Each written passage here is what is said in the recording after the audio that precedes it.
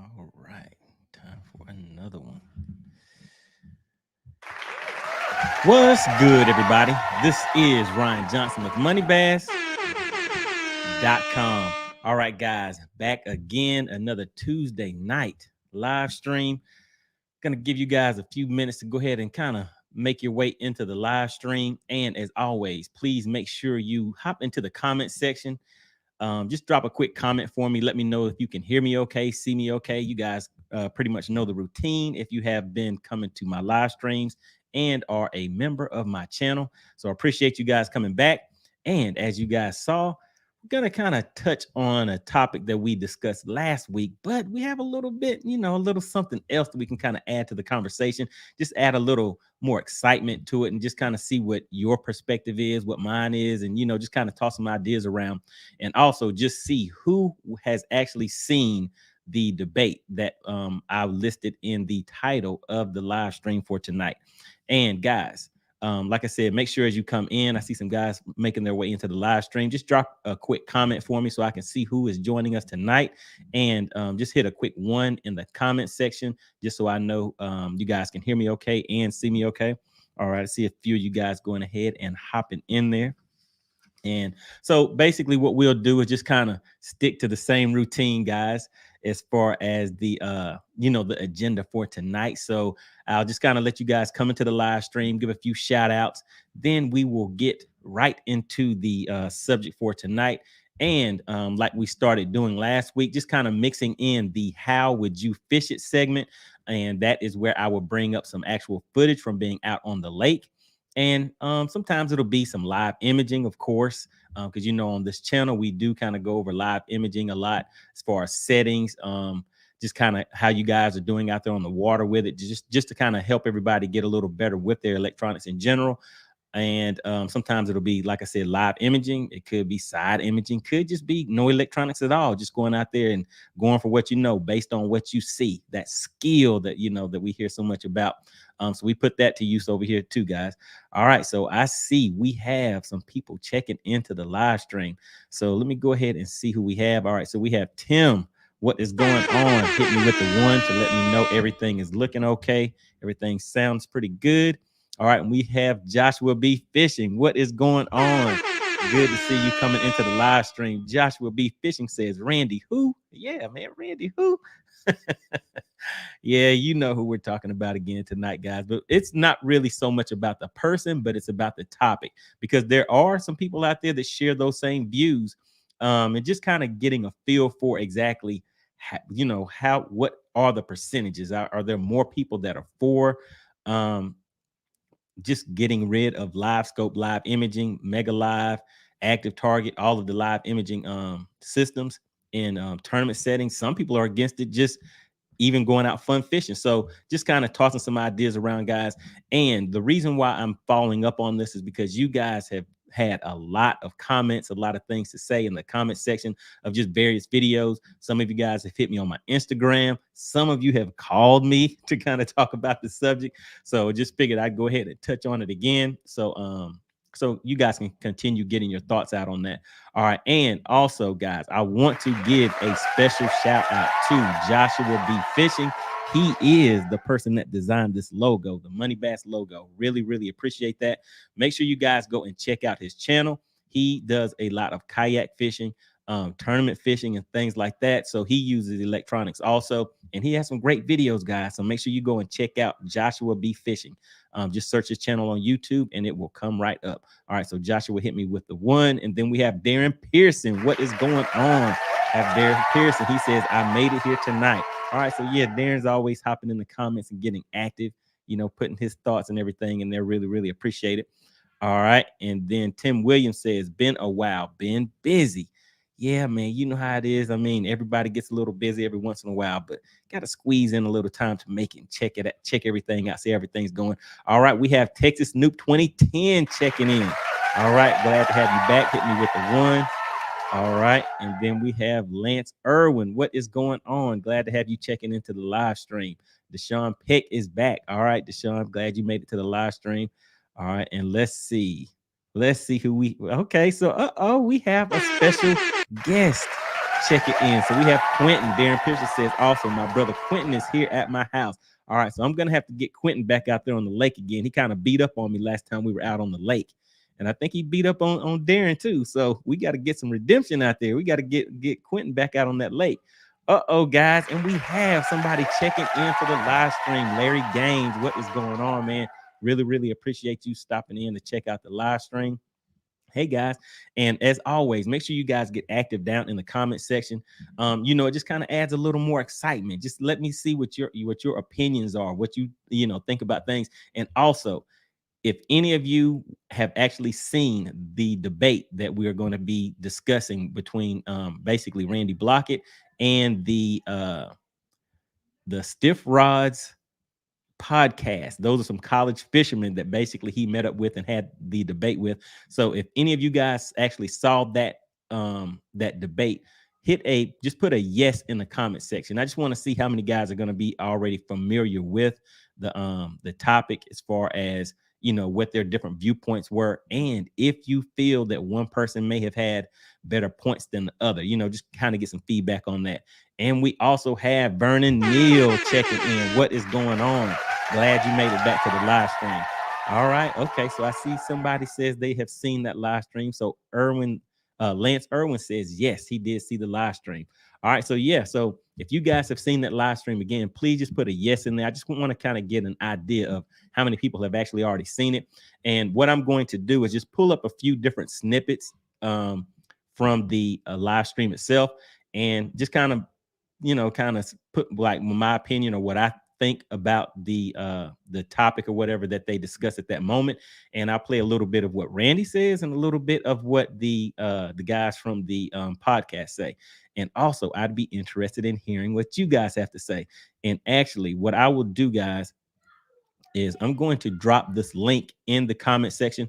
You don't have to come up right now, but once we kind of get into it, I just want to make sure the link is already in the description, because sometimes I have actually forgot to drop the link and nobody said anything. So I went through the entire live stream, didn't give you guys an opportunity to come up on the screen. So that link that I just dropped in the comment section, guys, once we get to a point where, and I'll probably do it once we do the how would you fish it segment. So once I do that, if anybody wants to come up, then you can just hit that link that is in the comment section. I will bring you up on the screen. And what you want to make sure is that your lighting is good, that your sound is good once I bring you up on the screen. And guys, you have to cam up. I need to see who we are going to be talking to. So yeah, just make sure that your lighting is good, sound is good. And, whenever I pull you up, if we can't hear you, of course, I'll let you know, and then we can do what we need to do to get that adjusted. All right. So we have a good amount of people hopping in here tonight. And for you guys that are watching on Facebook, actually, let me see. So yeah, I stream these to Facebook also, guys. So I don't want anybody that is watching on Facebook to feel that I'm neglecting you. I'm trying to get everything set up, and it's kind of a work in progress over there at Facebook. So I noticed that the videos do come up. I don't know if you guys are actually seeing it live, but if you're checking it on the replay, just leave me a comment. Let me know, are you guys actually watching it live on Facebook, or if you're catching the replay over there. And hopefully I can get that set up in the future so that I can be a little more interactive on Facebook also, because I'm trying to get things going, guys, so we can have a little just have some fun with these live streams. All right, so let me see, just trying to make sure I have went through everything. All right, and real quick before we get started, just want to give a special shout out to the Money Team. All right, so the Money Team are guys that have joined the YouTube channel for MoneyBass, the MoneyBass channel. And basically, if you're interested or just want some more information on that, just click on the join button right below the video. And you don't have to do that right now, but it'll just give you a little more information. It's kind of some perks with being a member of the Money Team. And one of the things that I'm putting in place, guys, is you guys have been asking about the hats, the hoodies, the t-shirts, all that stuff. So that is available now, and I will be dropping some discount codes. So if you are a member of the Money Team, you will have a special ID badge that shows up in the comment section, so you guys will stand out a little more than the others.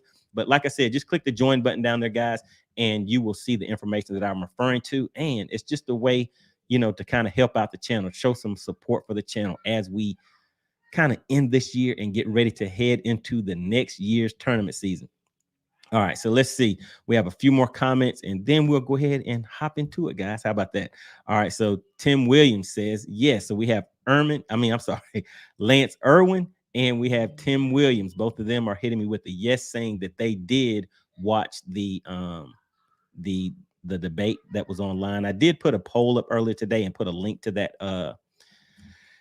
that actual debate. And we have C219 Troll. What is going on? Checking in. Thank you for checking into the live stream. C219 Troll. He is the crappy king, the crappy champ. He's out there winning those crappy tournaments and taking checks, cashing a little bit of checks and taking some money from you guys. All right. And then Tim Williams says, see it. Okay. And there we go. So Larry Gaines says, I'm live on Facebook. So you can actually see me live on Facebook. And I'm actually on here now just trying to see if maybe I could see it too. And let me just take a look real quick. All right, there we go. So yes, it is actually live on Facebook. All right, so there we go, guys. All right, so let's go ahead and get into it. So it looks like we have a few people that have actually seen the debate. And basically, this is just another one of those things, guys, where we are looking at there are people that are against live imaging. They want to ban it, they want to limit it. But more so, I would say they're looking to ban it and get rid of it. So you can see that through some of the comments and things, like even on my channel, even though we do deal with electronics and just trying to help people get better with their electronics out on the water, I still have a good mixture of people that are using Mega Live, LiveScope, Active Target, just using their sonar systems or just side imaging. And there are also guys that are on my channel that come into the comments and everything and that watch my videos that do not like using electronics. So I try to go over a wide spectrum of things to kind of, get everybody in there and give everybody a little something that they're interested in. And also my subscribers are always active in the comment section on the live streams and also on the videos themselves. So if you have any questions, comments, or anything, always feel free to drop those in there, because if I don't know the answer, there may be somebody that's not far from you that actually fishes the same lakes, same tournament trails, or anything like that, guys. So just kind of get active down in the comment sections. You never know who's in those comment sections. And I have had some representatives from some other companies that are actually in the live streams at times. You guys may not know who they are, but they're in there. So those guys are dropping answer to your questions also. So always get active in the comments, guys. Always a good thing. All right. So the debate was basically over, and the way that I kind of see it, and just let me know if you guys see it a little different. But with Randy's viewpoint, he's basically saying to ban LiveScope. He doesn't believe that LiveScope has a place in tournaments, and it kind of seems like just in fishing in general. And what I kind of see is that he is going and spreading that message and kind of putting that out there to see if maybe he can have some more people and get them to see that viewpoint and see the information that he's putting out and why they should not be so much invested in getting used to the newer technology that's coming out, mainly live imaging. And from the other side, the guys from the college team that were with the Stiff Rods podcast, they're kind of just listening in, taking that information in, and just kind of putting their viewpoint. And we're just trying to see if he convinces them, if Randy Blaukat is able to convince them to be more on the side of, okay, yeah, I understand why live imaging should not be allowed in tournaments, and just trying to kind of limit it.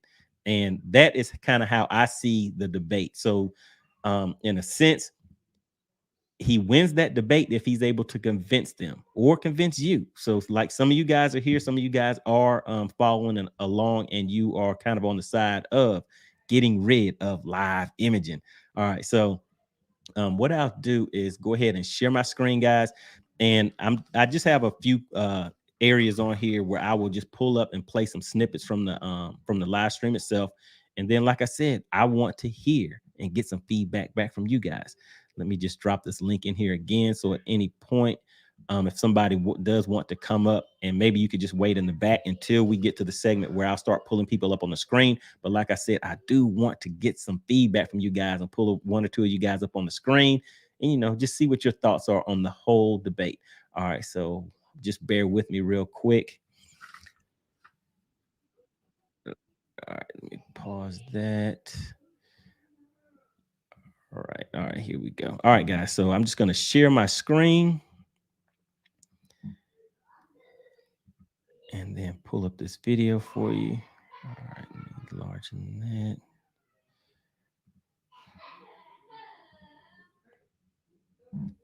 All right, here we go. All right, add that to the stream. All right, there we go, guys. All right, so I'm just going to play this a quick second or two of it, and just hit a 1 in the comments once I play this. Hold on just a second, and just let me know if you guys can hear the audio that's playing. If you use this technology, you're going to catch more fish. All right, hold on 1 second. I have that on sped up a little bit. All right, now let's see. You're going to catch fish that were inaccessible to catch, and if you want to compete, you have to use that technology. All right, were you guys able to hear that? I just played a few seconds of that, and let me see. I'll play it again real quick, and just hit a 1 in the comments to let me know that you guys can hear it. Let me do it again. If you use this technology, you're going to catch more fish. You're going to catch fish that were inaccessible to catch, and if you want to compete, you have to use that technology. That's undebatable. All right, were you guys able to hear the audio from that? Just hit a 1 in the comment section if you can hear that. All right, so you're saying that the volume is low. Let me see how I can actually turn that up some. 1 second, guys. All right, just bear with me. Let me go in here to these settings and see how I can get this volume adjusted for you guys. All right, and what about, is anybody else able to hear it okay, or is it low for you guys also? I see one person came here. All right, so we have 2, need to turn the volume up and volume low. All right. All right, 1 second, guys.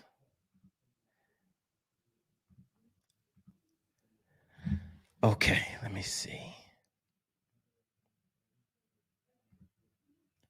All right, let's try it like this real quick. Just tell me how it sounds like this, guys. I agree with that. The point of it is to me, the whole magic and the mystery behind fishing is on more of a pure level. It's more. All right, what about that, guys? Are you guys able to hear it when it's like that? Just let me know how that sounds. And let me just see. Just going through here trying to get these volume levels adjusted, guys. All right, so yeah, just send me another comment in the comment section. Let me know if you guys were able to hear it better whenever I just played it again. Let me go ahead and play it one more time for you. This modern day and age. Here's my point on the whole LiveScope and the technology. The debate of whether or not it makes you a better angler or you're going to catch more fish, that's clear cut. It is. If you use this technology, you're going to catch more fish. All right. So I have Tim Williams. He hit me with a 1 saying that he can hear it okay. All right, guys. So hopefully that did make a little bit of a difference, just playing it out through the speakers. All right, so let's go ahead and get started. So we're going to start off with basically just stating what his point is and what he's saying is the main reason behind, I guess, his push to eliminate live imaging. And let's see what you guys think about it. All right, here we go. You're going to catch fish that were inaccessible to catch. And if you want to compete, you have to use that technology. That's undebatable. I agree with that. The point of it is to me, the whole magic and the mystery behind fishing is on more of a pure level. It's more on a connection with nature. And that's why, I started out fishing creeks and ponds and wading, and you're immersed in that. I mean, when you're wading a creek and a pond, you're studying the crawdads and the minnows swimming. You're studying the little current breaks behind the rocks. You got the smells and the sounds and the sights of being in nature. And as technology accelerates, you get away from that particular aspect, that connection with nature starts to take a back seat. Yeah. And once you start doing that, I think you lose a lot of the intrinsic value of what fishing is meant to be. That's one aspect of it. All right, so there we go. So I see Darren Pearson says it's still low. So I'm trying to see how much louder I can get that, guys. Were you guys able to hear what he was saying though, even though it was low? Let me know. And I'm trying to see if there's any other adjustments I can make on here to get this a little bit louder. Let's see. All right, yeah. So just continue to send me some information in the comments, guys. All right. So I think Larry Gaines can hear it because he says fish evolve along with technology. So I would agree with that. I mean, it's kind of obvious once we've been out there for a while, because even with fishing with the sonar systems, I think that those fish can actually detect whenever you're above those fish. So I've noticed for me that fishing right above those fish is not as effective as it once was, and could be a seasonal thing, but could be those fish adapting to um, actually getting caught, getting stuck in the mouth a few times once they've heard those clicking sounds under the water and they know what that means. All right, so that is basically what you see that his argument is. That's what he said the point is, but he has two other points that he's going to make. All right, so let's see. Joshua B. Fishing says it's hard for me to hear it because as soon as Randy talks, I start ignoring. Oh, come on, man. Come on, that's not good. That's not good. All right, hold on just a second, guys. Let's see. All right, okay, I see you guys are starting to get active down in the comment section. And let me just see if somebody's trying to send me a message. Hold on one second, guys. All right, hold on one second. All right, here we go. All right. All right. So let's see. So Joshua says it's hard for him to hear because he's ignoring it. Come on, man. Come on, man. All right. And then we have Larry Gaines says the challenge of catching fish will always be between the fish and the fisherman and the fish that he has located. All right. Yeah. So I think a lot of people will definitely agree with that. All right. So we heard his first message about that, as far as what his number one thing is. All right, Vernon Neal says it's still a little low for him. So I tried to turn it up as high as I could get it. Are you able to still understand what he's saying? I see some people are, because they're putting comments in here. So what I'll do is just try to put the microphone a little closer to it and see if that helps. But yeah, hopefully you guys are able to get the gist of what he's saying. So the number one thing that he said is being close to nature, being able to hear the sounds, the sights, the smells, all of that stuff, becoming, I guess, one with nature is the first point that he's making. All right, let me just go ahead and move the mic a little closer to the speaker, and let's listen to his next point. The second aspect of that is the fact that it is creating an unlevel playing field in professional fishing now, simply because I'll use an example. I've got this one kid that I communicate with in North Carolina. He's about your guys' age, around 20 years old, ate up with fishing. He wants to be a pro, but he's like single family parent, doesn't have any money. He just scrapes to get by, period. And he doesn't even have a boat, but he wants to get a boat. So somebody like that doesn't have the resources to keep up with this technology like LiveScope, it starts to create an unlevel playing field within the sport, and that's All right, so there we go. So the first one was the did you guys hear that okay? Did you hear that second point okay? His second point was basically it being an unlevel playing field whenever the expenses of fishing start coming into play. So we have being closer to nature and it being an unlevel playing field because of the expense of getting the live imaging setup added to your current setup that you already have. All right, so were you guys able to hear that part? Just let me know in the comments. Just give me a one if you guys are keeping up. If not, then I may have to try something different. But I think you guys are hearing it okay, because I'm still seeing some comments come in. But that was his second point. Let me go ahead to his next point, guys.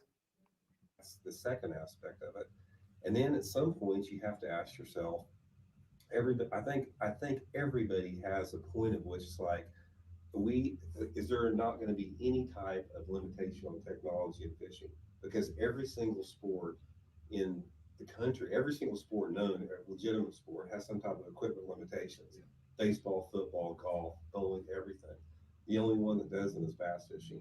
Bass fishing, it's been just free for all on acceleration of technology. So I think everybody would agree at some point we're going to get to a point in bass fishing where you got to say this is just not right. It's like this it's becoming catching and not fishing. And All right, so there we go, guys. So his third point is that technology is advancing too much. And at what point do we come back and say that enough is enough and the technology has basically advanced too far? And it's no longer fishing, it is now catching. So those are some interesting comments. So what I'll do next, guys, is I just want to pull up just so we understand in this debate what is it that we are really talking about, what is really being debated. And in the debate, it's kind of needed to clarify what some things actually are, because what I have found just from hearing the numerous comments from people, whenever they're stating those points, is they don't actually know what fishing is. They've never taken the time to look up what fishing is. And fishing can be there's different aspects of fishing. And what we're really talking about is sports fishing. So I'm going to pull up something in just a second, but let me see who else we have coming in here. So Larry Gang said the sport has always been available at all levels, and you should get in where you fit in. Yeah, hey, I mean, I agree with that. I mean, it's always going to be some hardships out there, and what are you going to do to get past those? And that's pretty much with any sport. All right, and we have a special guest in the house. We have Michonne Denise checking in. She's with my mastermind group. Really, really appreciate you stopping in. And she says, shout out to the chat and MoneyBass. All right, really, really appreciate that.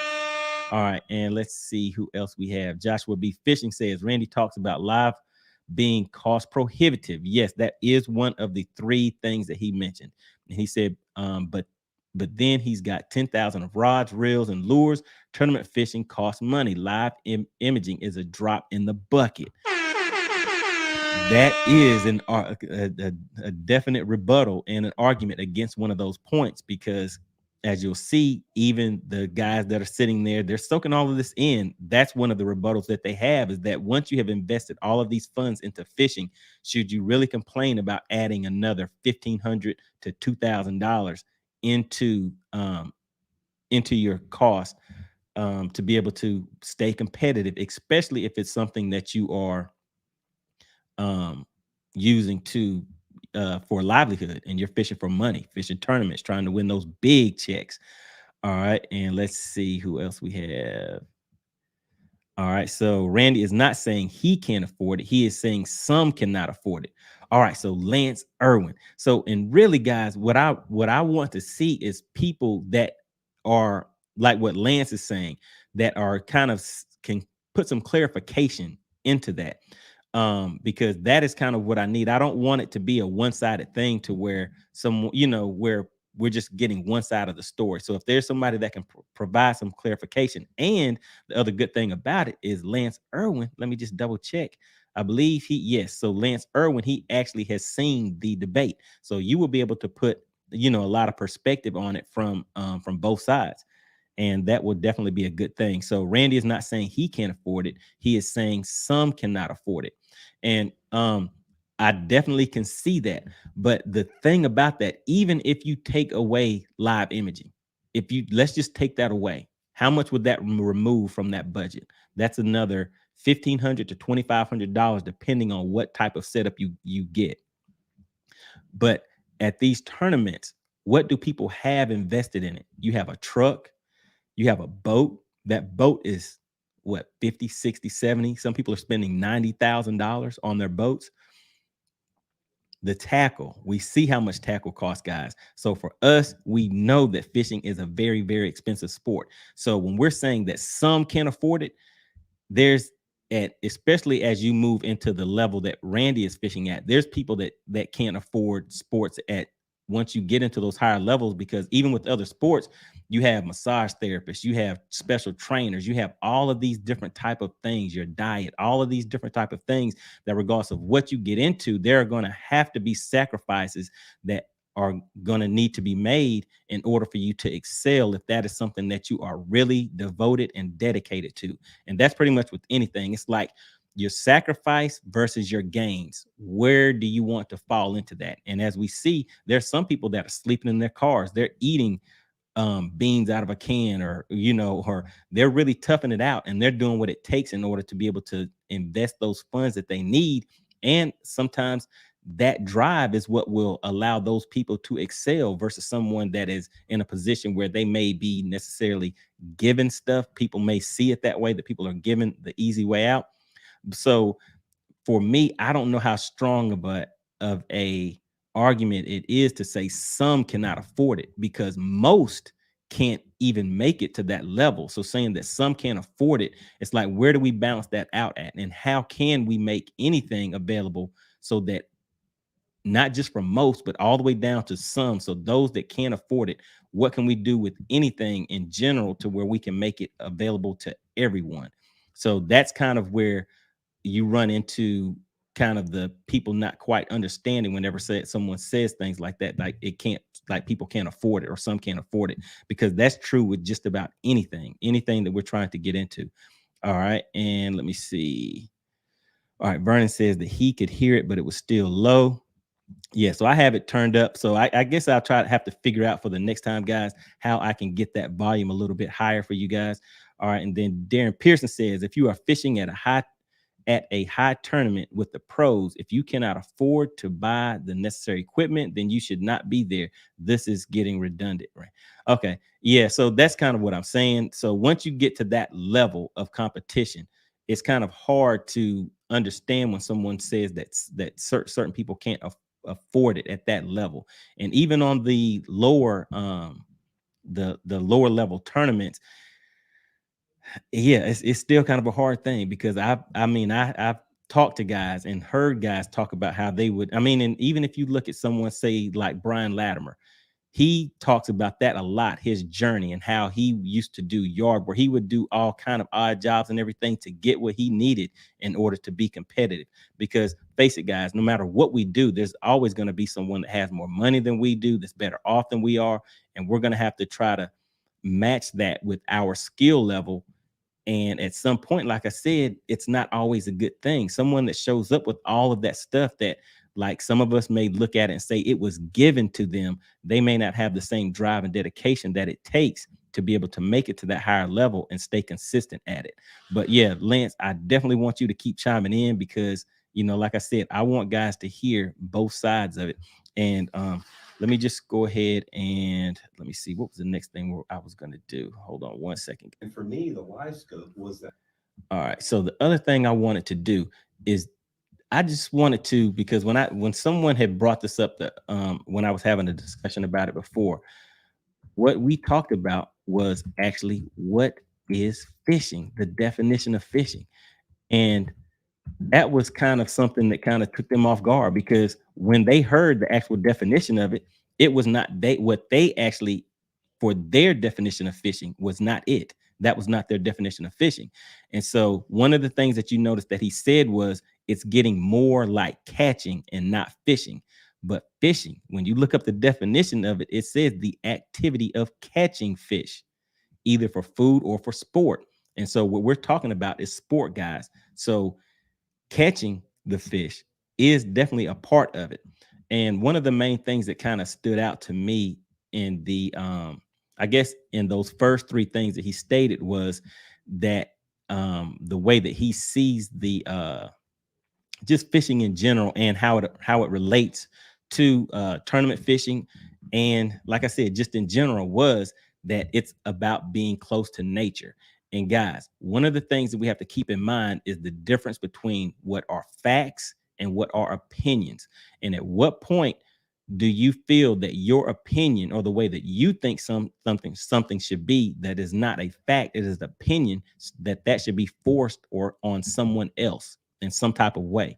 And I would say, in a sense, whenever he went to the conservation department, that he was kind of trying to find a way to force that on people, to get them to regulate live imaging and make it unavailable to everyone. But like we had discussed before, it was kind of like didn't work out the way that I think that he was planning on it to go, because they actually talked about limiting the creel limits versus limiting the accessibility to the being able to use your live imaging or electronics in general.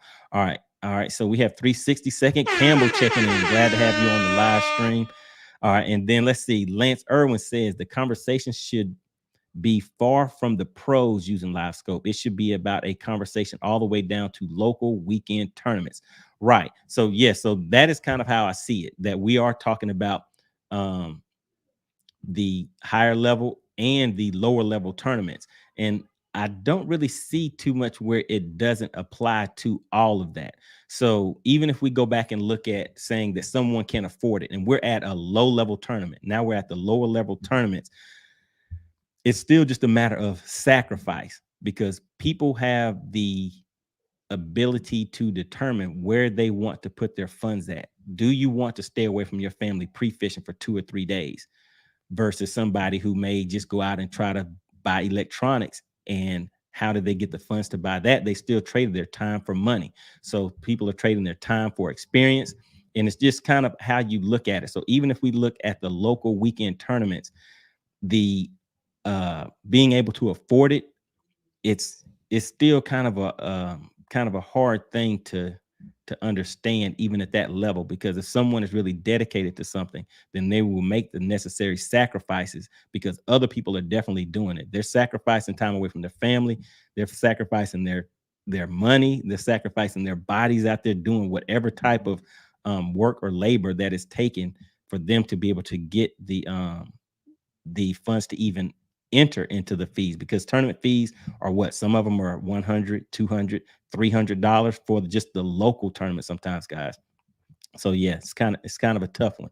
All right, so let me see, let me just kind of hop in here and just pull up and what I'll do is just kind of hop around in the where the debate was taking place.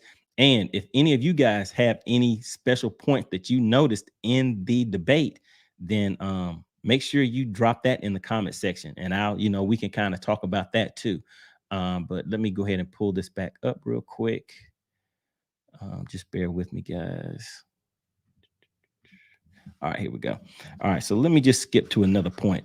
And what I'll do is go over to actually what one of you guys just brought up. And let me just bring that 1 second.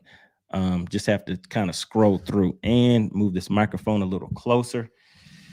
And just make sure, like I said, it's gonna be a little low, guys. But just let me know if you can't hear it. But if you can and it's just a little low, just kind of bear with me. We're just gonna work our way through it.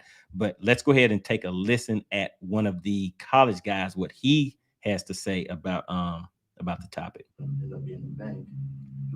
I do think that it will get to a certain point where everybody is offshore trying to do this whole live scoping thing, and the guys from the older generation like yourself that have focused more on the bank and their strength is more up on the bank, then they're going to start to shine because offshore is getting so much pressure. I do think that there is going to be a switch there. I really do.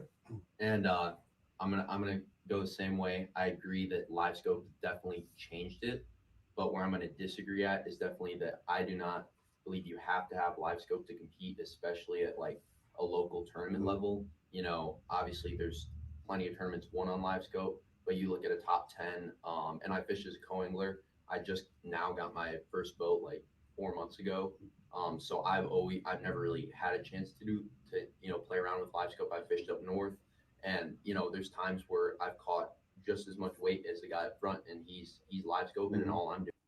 All right, so there we go. Hope you guys were able to hear that. So the first guy, he was basically saying that hold on 1 second. Let me just take a look again. 1 second, guys. 12:30.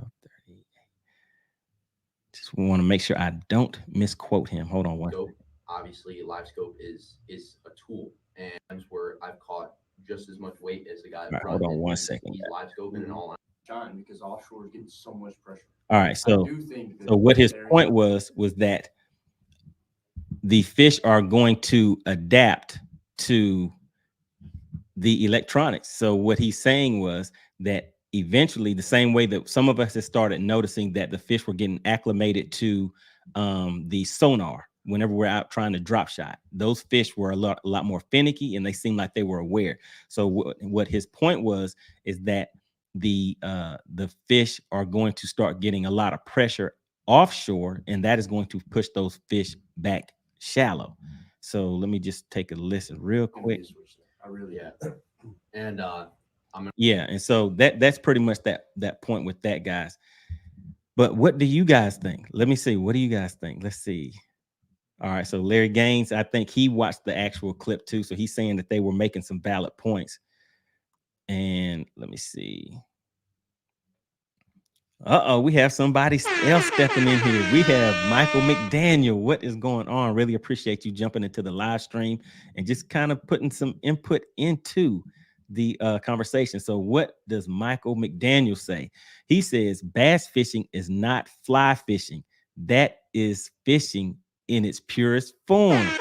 Guys. Okay, so listen. I would say I'm kind of agreeing along with Michael McDaniel on that. And this is why for me. Basically, whenever I started fishing, and a lot of us have probably had the same story when we were growing up. I grew up in a country setting, guys, where we would get up early in the morning. If I'm not up early enough, my friend would be tapping on the window, and we'd get up, grab our BB guns and our fishing poles, and we would head out. And that's how we would start off just about every day, especially over the summer. We weren't doing that during school, but so we would grab our fishing poles and our BB guns, and we would head out. We would go out with grab some shovels. We would go and start digging up some worms, guys. Head to the pig pen or wherever we were able to find those big earthworms. Then we would get up a good amount of those. We would head out through the woods, and we would walk until we found a creek, a lake, or just something like that out in the woods. And that's how we would start fishing. And from there, we eventually started using artificial bait, but we would always just have one pole. It would be one person, one pole, and we may have, like, say, a Texas rig worm. And of course, we're always competitive. So it would be who would be able to go out and catch the most fish. And we're fishing from the bank. So that is kind of how I view fishing. And let me just put Michael McDaniel's comment back up here, because as far as fly fishing goes, they're kind of doing the same thing. They're going out there, and that is definitely being closer to nature than tournament fishing. Tournament fishing to me is a whole different ball game. I don't think there's too many tournament fishermen that are going out there saying, I'm doing this to get closer to nature. I think that number one thing that these guys are wanting is to come back and walk across that stage and have a check. So I think it is about money once you start talking about tournament fishing.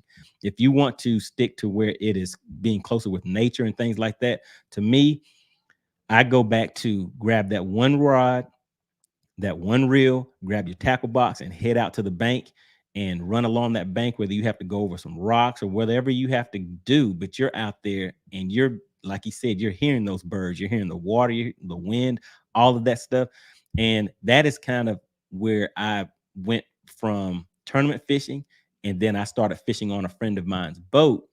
And from there, I started learning about tournament fishing once I joined a bass club. And at that point, I started hearing about scents that people put on the baits, about different types of baits, about fish finders, about putting rattles on baits, all of these different things that you can do. And on top of that, you're on a boat. So from being a bank fisherman to watching somebody out on a boat and saying that that was skill, to me, that boat just put that on a whole different level, to where now I, as someone that's on the bank, to me, would have more skill than somebody that's out on the water, because now they have to go out and try to find fish I'm the one that's running along the bank and kind of doing that pure skill type thing. So that is kind of how I see it. So I would say I kind of agree with Michael McDaniel on that one.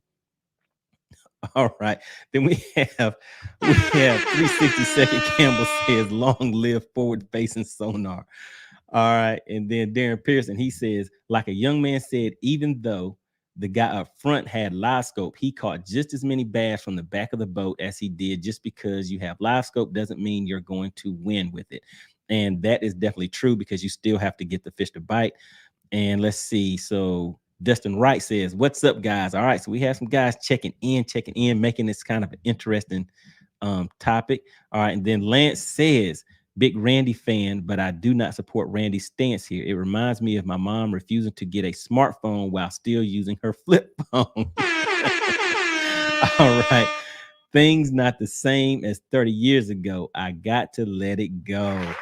Okay. So, yeah, I mean, and that's kind of the thing. And so that, to me, what is very interesting about this debate, because look at the age difference. Those guys that he's talking to, I believe they were like 19, 20 years old. They're in that range. They're in the age of technology. I mean, and that is what we're in.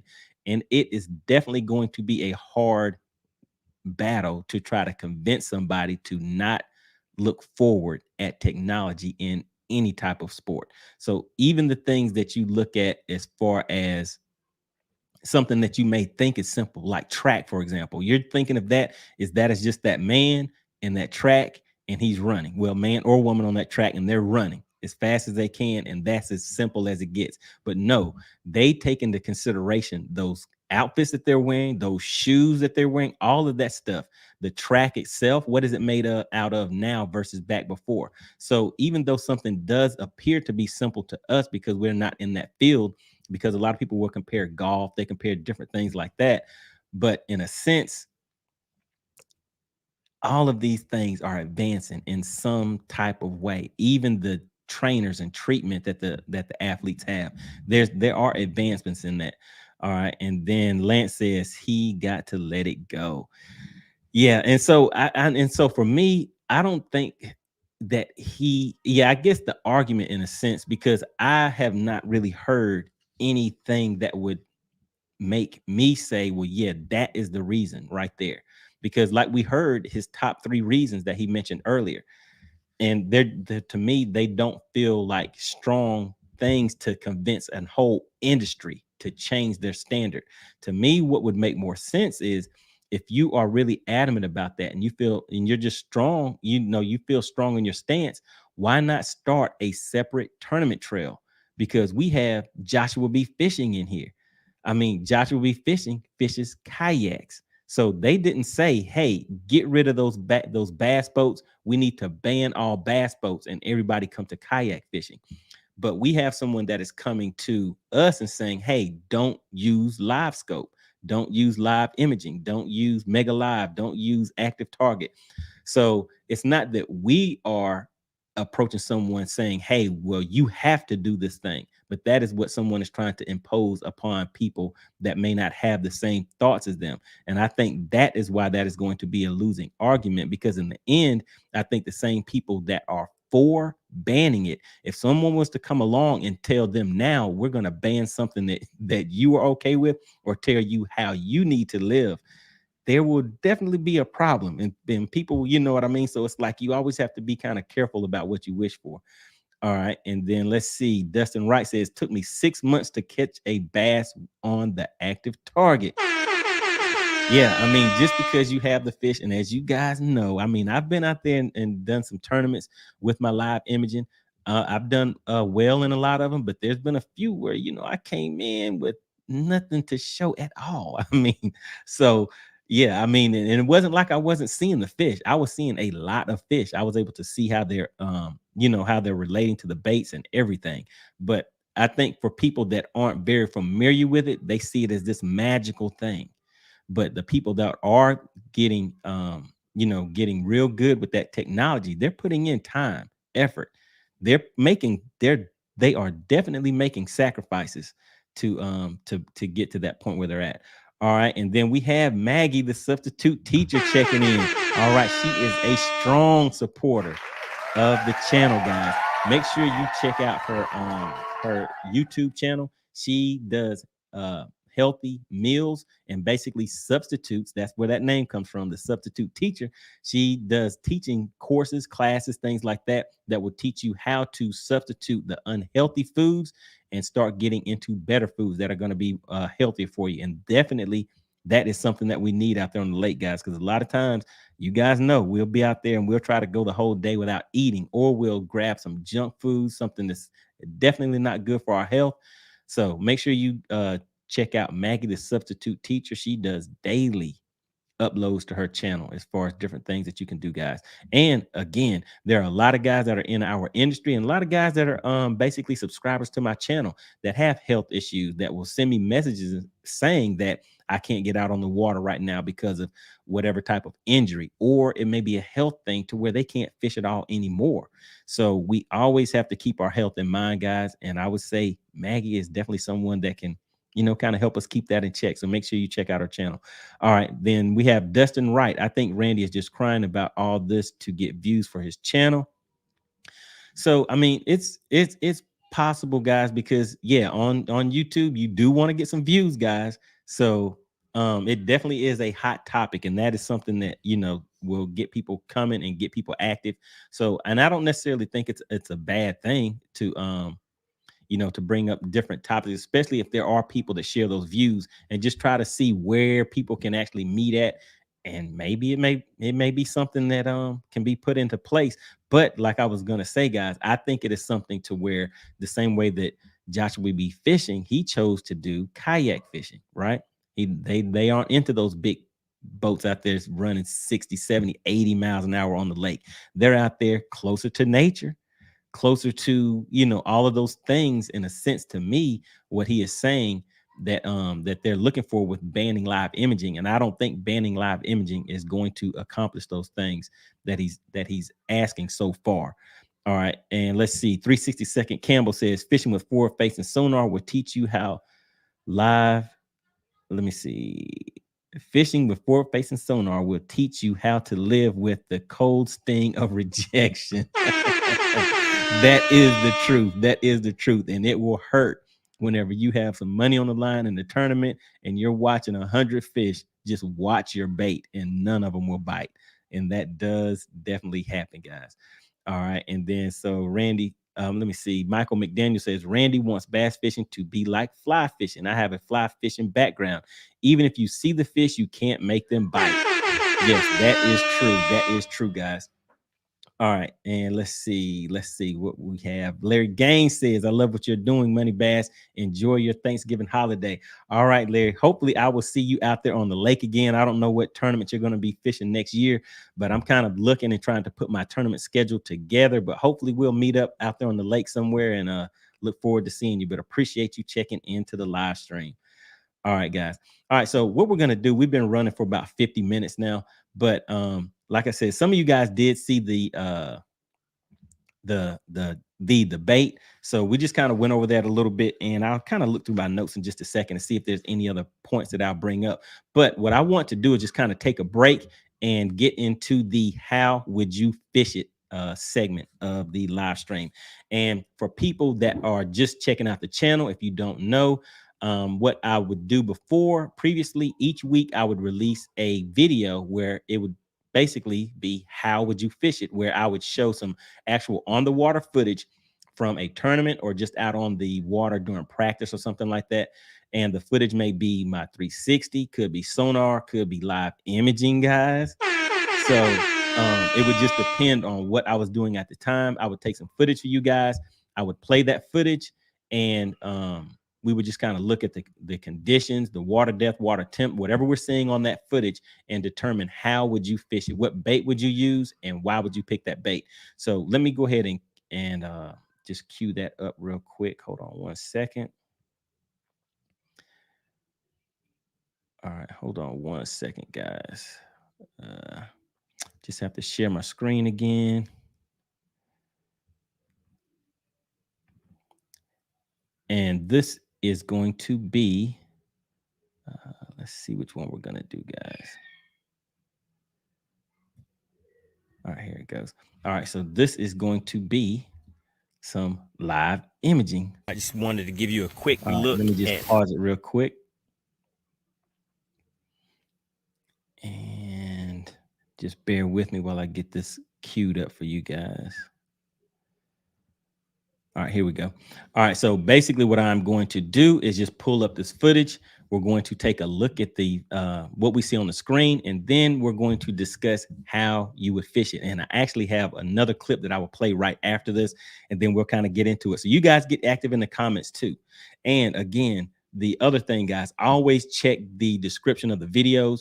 It is coming up on the holidays, and I do have some links to the lures and different items that I use, and anytime there are any discounts, I always try to drop those in the description for you guys. So make sure you take advantage of it. And of course, there are going to be some big sales coming up, so always make sure you check the description of the videos. All right, so I'm going to play this this video, and let's see. Basically, what you want to do is just take a look at what you see on the screen. Start putting in the comments what bait you would use, and then I will tell you what bait I would use. and kind of go from there. Just have a little fun with it, guys. All right, so let's go ahead and take a look at this footage. What I'm out here fishing. This is my Mega Live. Then we have what I'm seeing over here on sonar, and down here on the 360.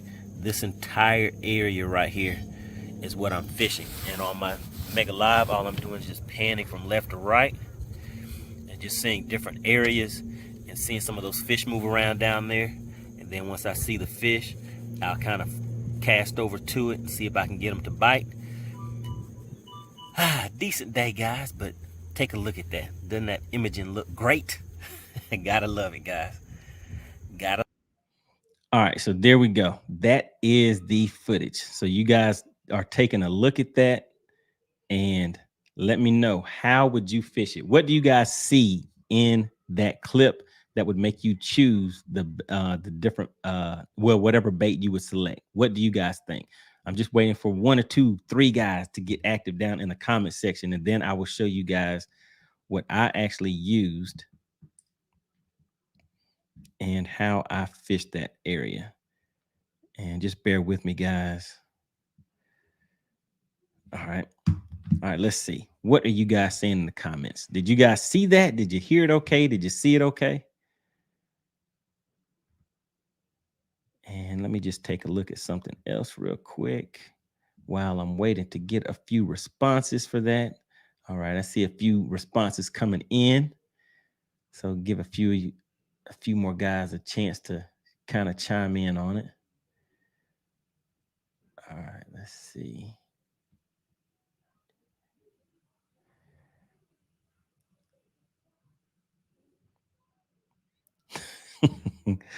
Oh, okay. I'm surprised. See the comment in here, kind of surprising, a little different from the norm. All right, let's see, guys. All right. I see a few more coming in here. All right, so let me go ahead and start bringing up some of these, and then I will show you guys what I would do.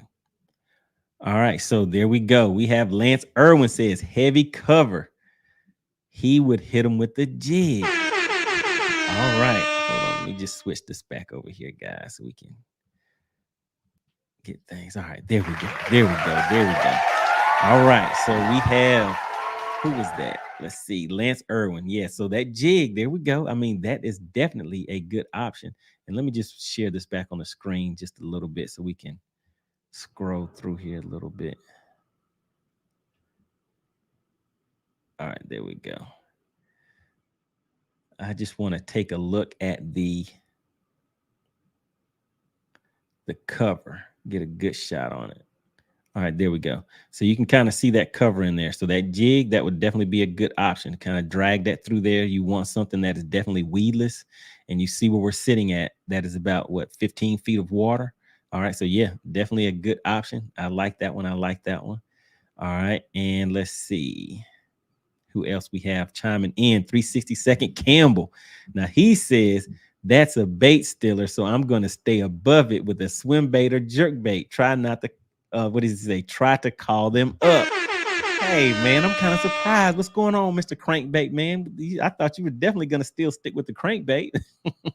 All right, so yeah, so you're going to stay above it with a swim bait or jerk bait. All right, and then we have Michael McDaniel says shaky head.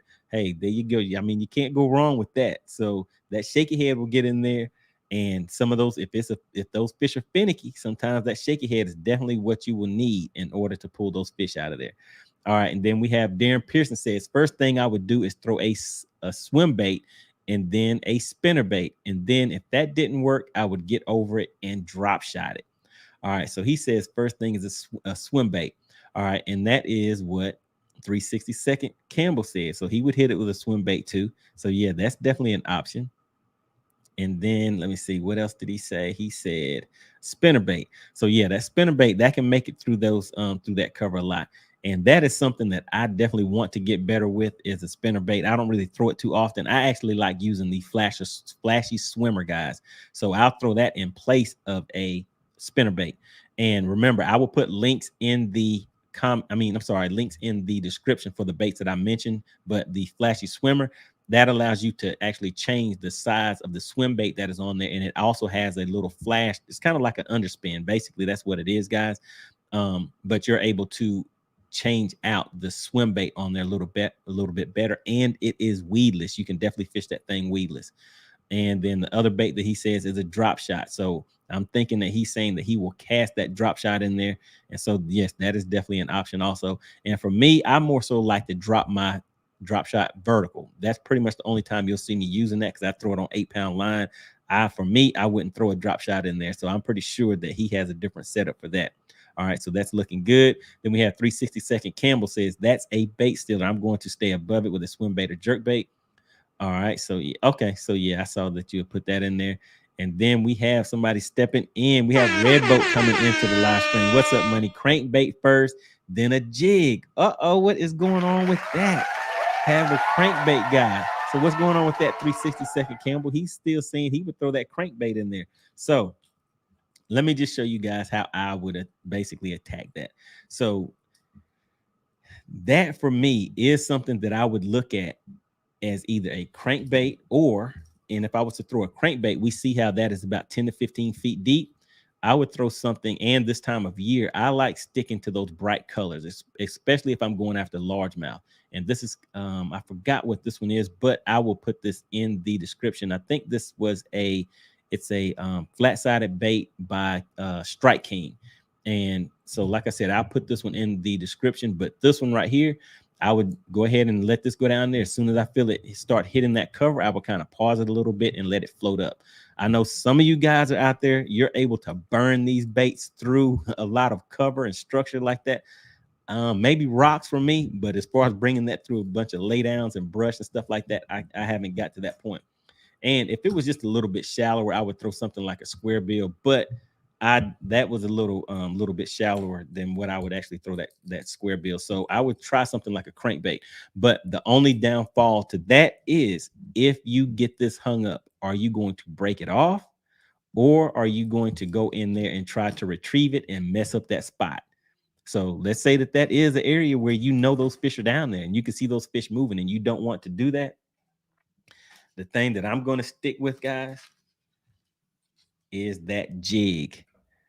So that jig or a Texas rig. And on my Texas rig, I like throwing a Z-Crawl. But there we go, guys. So that for me is what I would pretty much throw. I would throw that jig down there or the Texas rig.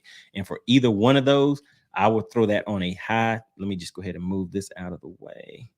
I would throw that on a high gear ratio reel. This is a 9-to-1 reel, and the rod is a 710 extra heavy. And I'll throw that on 20-pound fluorocarbon.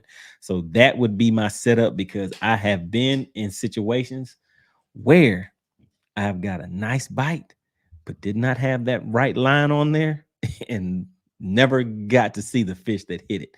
So yeah, so that's pretty much how I would do it, guys. That is how I would fish it. And I appreciate you guys for going ahead and putting in your comments. And Red Boat says, money, don't be afraid to lose that crankbait, man. Yeah, I don't know, but hey, let's say if it's, the last few minutes of your tournament and you need to get a fish out of there, you throw that crankbait down there and mess up that area, you're going to be heartbroken. If you know what I mean? If you're looking on live imaging and you see those fish start swimming off, that'll be a bad day for you. All right. And then 362nd Campbell says, MoneyBass, don't drive the crankbait into the brush. Try to keep it up and make contact with the top. That will allow it to go back out and minimize hangups. Right. So yeah, that's kind of how I'll let it go down. As soon as I feel a little bit of tapping on something, I'll pause it and let it float back up. So I'm still working with the crankbait and getting a little better with that.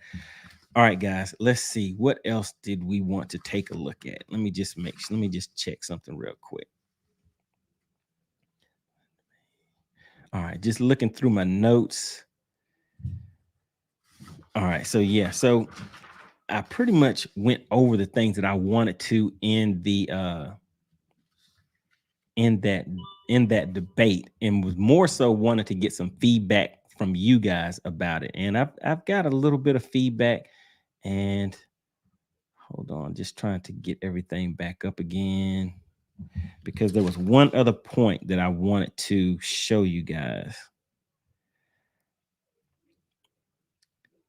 All right, let me see. Okay, so this was the other point, and what I'll do, let me just go ahead and share this real quick. And because this was a good part of it right here. All right, just bear with me, guys. All I'm doing is just pulling the screen up so I can share this with you guys, and I can see that you guys are getting active in these comments. All right, and hold on one second. Okay. All right. All right. So this was kind of in response to, at what point would you feel that something needs to change? And let's take a listen and see what they have to say. What point does it start to take away from the sport on every different level? Okay, hold on just a second. Let me just adjust this back real quick for you guys.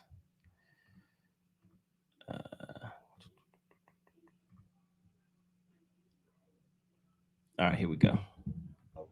Where do you see it at that point? I mean, let's say theoretically 20 years from now, there's I saw this comment the other day that there would be sunglasses that are Bluetooth connected to your giraffe that you could see every fish in the lake. I think, let's say theoretically it got to that point. Okay, it's not going to matter because everyone will have it. You're going to, and like I said with LiveScope, you're not going to be able to catch you can see all the fish down there, but it doesn't mean you're going to catch them. It's like with the putter you said, like you're making every shot. I can still cast at 10 fish and 10 fish will swim away. Well, and even that, I say you've got a fish out there at 70 foot. It took me 3 months to figure out how to hit one on the head. Yeah, and you have things that you got to figure out, like settings on your electronics. You have to play with. A lot of these fish now are getting conditioned to this LiveScope. So like some areas, like especially Champlain, when I've been up there twice now, and guys will have to stay 100 foot off those fish to cast at them. It's not like you can just come up, drop on them, and catch them every time. All right, so there we go, guys. That was the last part that I wanted to play. Let me go ahead and bring this back up. All right, so basically the question was, at what point do they feel that, it's getting to be too much? And what one of the guys said was, let's say 20 years from now, they have glasses that allow them to see all of the fish and the structure that they're Bluetooth in. So now the electronics are on your shades, and that you can just look around and you can pretty much see what you want to see under the water. His point is that even if you can do that, you still have to get those fish to bite. And for me, depending on, at this point, I'm kind of thinking that as long as you still have to catch the fish, because the example that he gave was if you have a putter to where that putter, every time that you hit it, it goes in the hole, or you have a special ball that goes into the hole. And I guess he's saying that if that ball has some type of mechanism or something that allows it to guide itself into that hole in golf, that would be going too far. So for me, that would be the equivalent of you casting a bait that now will go and track and find the fish. And now that bait is what actually hooks the fish on its own, some type of way, because that is kind of outside of the fisher, kind of like snagging a fish or something like that. But now technology gets to the point where your baits actually have technology in it that will assist you in catching fish. So that would be the equivalent to that. And yeah, I don't think at this point anybody would agree to something like that. So, but as far as the answer to that question, their rebuttal to that was, you still have to catch the fish. So it is not some miracle cure or miracle piece of technology that now allows everybody to just go out there and start catching fish. So I guess that is kind of like the bottom line of what they were saying in that podcast, guys. So I mean, what do you guys think? Get active down in the comment section. But guys, we've been running for about an hour, a little over an hour now. But yeah, I just wanted to kind of toss some ideas around this evening and see what you guys had to what you guys thought about it. And also, guys, I'm going to see if I can get if I have some time and I can squeeze in another live stream, because there is another great topic that I saw, guys, that I think you guys will be interested in, and I'll see if I can put that together, and I will be back tomorrow night with another live stream, guys. Let's see what some of you guys are putting down here in the comment section.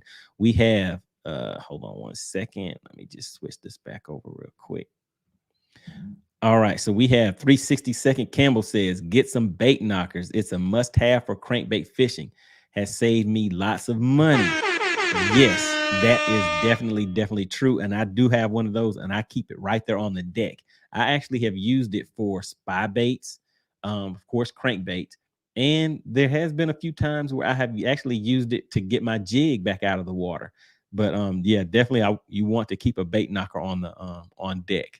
That would definitely come in handy and save a lot of money, like he said. All right. And Red Boat says, MoneyBass, as tech gets better, the fish get smarter. I definitely agree with that. I definitely agree with that, because even now, and there is a part in this debate where the college students are mentioning that some of the people that they have contact with and some of the pros are actually mentioning that now, even if you get too close to those fish with forward-facing sonar, that they are able to detect that something is there, something's not quite right, and they may just leave or they just don't bite. So those fish are beginning to change depending on what type of technology or whatever they're facing. Because face it, those fish are out there fighting for their lives. We're out there trying to catch them to get a check or to get a trophy or for whatever, for fun or and actually for food sometimes. So they have, their life is on the line. So those fish are definitely adapting to their surroundings. All right, so yeah, so the fish do get smarter. All right, guys. So I'm going to go ahead and cut this one a little short tonight, but I will just make sure that if you have not subscribed to the channel, make sure you hit the subscribe button, and also please hit the like button. I forgot to mention that earlier, guys. I will be back tomorrow night, and I have another great topic, and this one, I think it may be something that you guys haven't really thought about before, but yeah, definitely stay tuned. Hit the like button on the way out if you did not hit it on the way in. And guys, I really appreciate you stopping by and supporting the channel. I will see you guys on the next video.